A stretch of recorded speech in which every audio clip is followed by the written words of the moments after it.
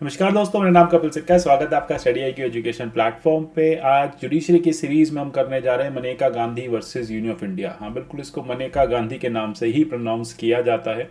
ये केस काफ़ी लैंडमार्क रहा है आर्टिकल 21 के एक्सपेंशन में और साथ ही साथ फंडामेंटल राइट्स के इंटरप्रिटेशन में। कहा जाता है इस केस के बाद आर्टिकल 14, 19 और 21 फर्दर स्ट्रेंथन हुए और आर्टिकल 21 को एक नई लाइफ और एक नया एक्सपेंशन मिला, जिसको हम कहते हैं ड्यू प्रोसेस ऑफ लॉ। तो चलिए समझते हैं ड्यू प्रोसेस ऑफ लॉ क्या होता है और इस केस में ऐसा क्या हुआ था।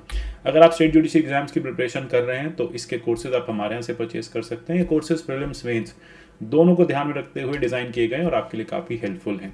नीचे डिस्क्रिप्शन बॉक्स के थ्रू आप उस लिंक को एक्सेस कर सकते हैं, कोर्सेज को बाय कर सकते हैं।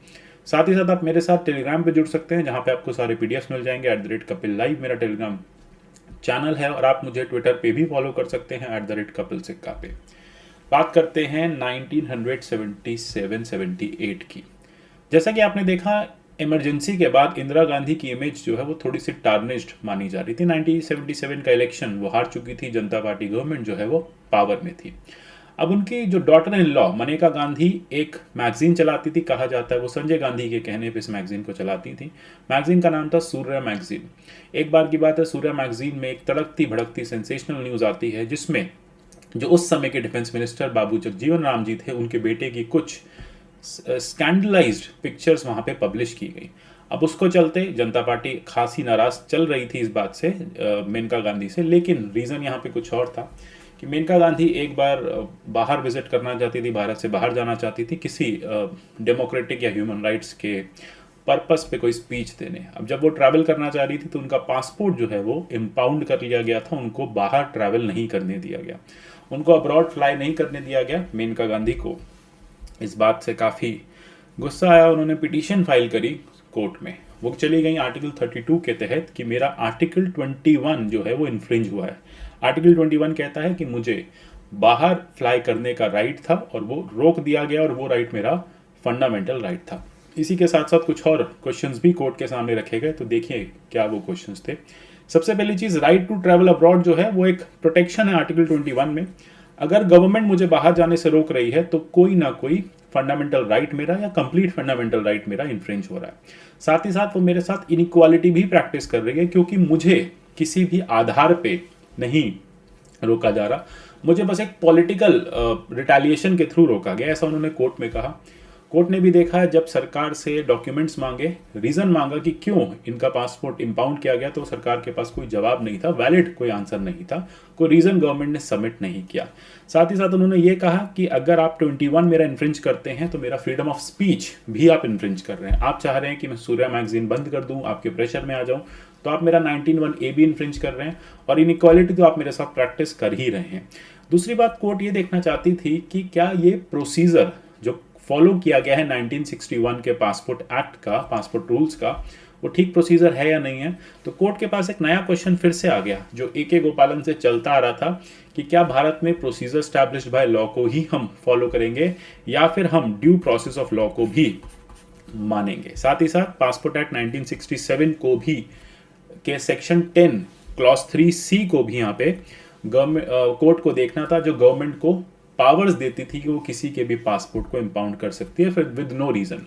तो उसको माना जा रहा था क्या वो फंडामेंटल राइट्स के अगेंस्ट है, वॉयलेटिव है। और यहाँ पे एक प्रिंसिपल नेचुरल जस्टिस का भी कोर्ट के पास कोर्ट को एक प्रिंसिपल ऑफ नेचुरल जस्टिस को भी प्रॉपरली देखना था, उसको भी वेरीफाई करना था कि कहीं वो ब्रीच तो नहीं हो गया। तो ये सारे सवाल कोर्ट के पास Maneka Gandhi versus Union of India 1978 में कोर्ट के पास पहुंचे। अब कोर्ट को फर्दर डिसाइड करना था कि इसमें कौन कौन सी जो पिटीशन है, जो एक्विजिशंस लगाई गई हैं वो ठीक है वो नहीं है। तो उसके लिए सबसे पहले कोर्ट ने उठाया आर्टिकल 21 के एक्सपेंशन को। आर्टिकल 21 के लिए कोर्ट हाल ही में डिसाइड हुए एक केस 1967 के केस सतवंत सिंह साहनी की तरफ गया। Satwant Singh Sahni versus assistant passport officer करके फेमस केस है, जिसमें पहले ही सुप्रीम कोर्ट बहुत कैटेगोरिकली डिफाइन कर चुका है कि राइट टू लाइफ में राइट टू फ्लाई अब्रॉड या राइट टू ट्रैवल जो है वो एक फंडामेंटल राइट माना जाता है। तो यहाँ तो कोर्ट की प्रॉब्लम क्लियर हो गई। कोर्ट ने क्लियर कर दिया कि अगर आप मनेका गांधी को बाहर ट्रैवल करने से रोक रहे हैं तो इसका मतलब आप उनका article 21 fundamental right to life जो है वो इन्फ्रिंज कर रहे हैं, क्योंकि फंडामेंटल राइट टू लाइफ में right to travel already supreme court 1967 के सतवंत सिंह सहानी केस में कह चुका है। याद रखिएगा ये केस भी तभी आया था जब पासपोर्ट एक्ट 1967 को गवर्नमेंट ने पास किया था।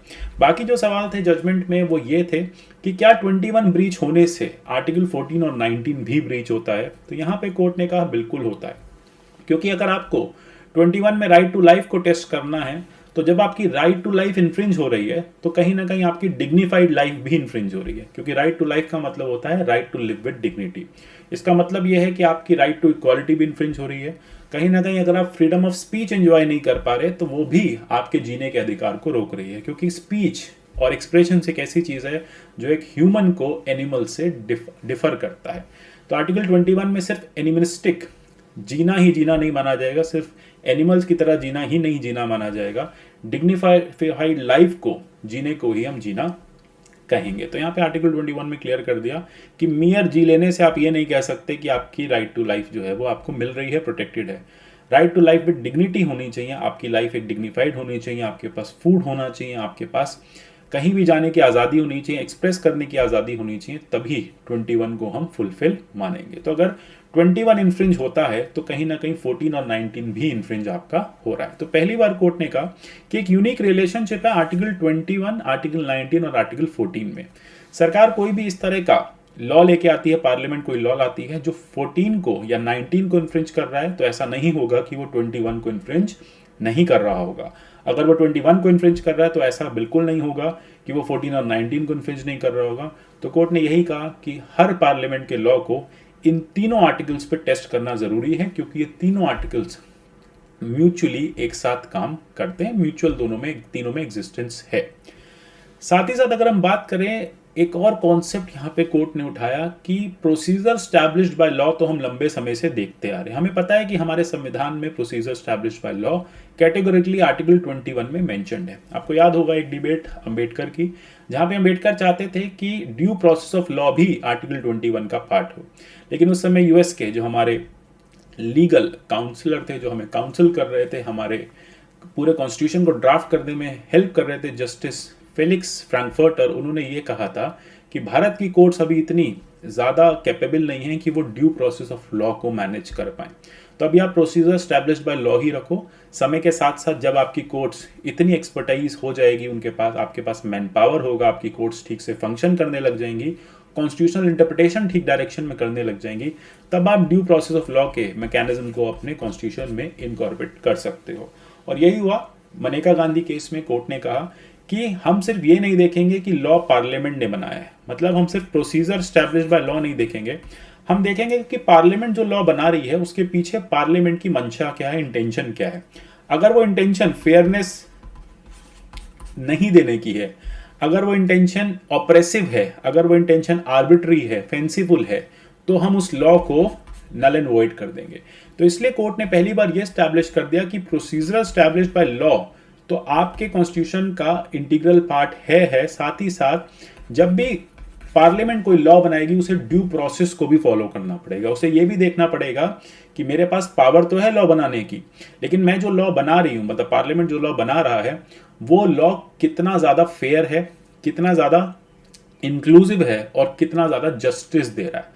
अगर वो लॉ इंक्लूसिविटी नहीं दे रहा, जस्टिस नहीं दे रहा, फेयरनेस उस लॉ में नहीं है, तो हम उसे आर्बिट्ररी, फेंसिफुल, ऑपरेसिव मानते हुए उस लॉ को नल एंड वॉइड कर सकते हैं। तो पहली बार कोर्ट ने कहा कि ड्यू प्रोसेस ऑफ लॉ भी भारतीय कॉन्स्टिट्यूशन का, इंडियन कॉन्स्टिट्यूशन का उतना ही इंपॉर्टेंट पार्ट है जितना प्रोसीजर स्टैब्लिश्ड बाय लॉ है। और इसी के साथ साथ इस केस ने, Maneka Gandhi versus Union of India ने, एक नया पेंडोरा बॉक्स खोल दिया आर्टिकल 21 के लिए। और उसके बाद देखेंगे over the time supreme court article 21 को हर बार की तरह एक्सपैंड करता रहा, बहुत सारे नए राइट्स जोड़ दिए, right to live with dignity, right to internet, right to clean water, clean air, right to food, ये सब 78 के बाद ऐड होते गए और एवर एक्सपैंडिंग आर्टिकल 21 आपका ऑर्गेनिक लॉ की तरह आगे बढ़ता जा रहा है।